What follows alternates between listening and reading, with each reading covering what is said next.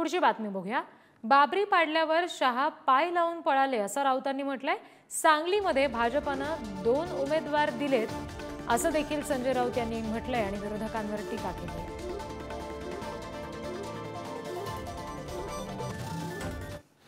अमित शाह तेव्हा त्यांचे जे लोक होते ते ढुंगणाला पाय लावून कुठे पळाले सगळ्यांना माहिती आहे। बाबरी मस्जिद पाडल्याची जबाबदारी घ्यायला तयार नव्हते आणि स्वतः अमित शहाच्या पक्षाचे नेते सुंदरसिंग भंडारी यांनी हे जाहीर केलं की अयोध्येतील त्या घटनेशी भारतीय जनता पक्षाचा संबंध नसून शिवसेनेने हे कृत्य केलं असेल।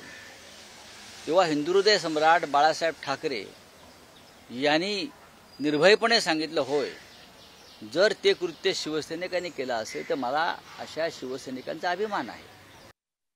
मला असं वाटतं तिथे भारतीय जनता पक्षानं 2 उमेदवार ठेवलेत। एक उमेदवार कमी पडतो आहे चंद्रहार पाटीलना, त्याच्यामुळे भारतीय जनता पक्षानं दुसरा उमेदवार लिफाफा घेऊन पाठवलेला आहे। त्याच्यावरती आम्ही योग्य वेळी बोलू, याच्यामागे कोण आहे, कोणाची प्रेरणा आहे, कोणाची ताकद आहे, हे भारतीय जनता पक्षाचं कारस्थान आहे। भारतीय जनता पक्षाला सांगलीची निवडणूक सोपी जात नाही आहे। डबल महाराष्ट्र केसरी चंद्रहार पाटील झपाट्यानं पुढे जात आहे, लोकांचा त्यांना पाठिंबा मिळतोय।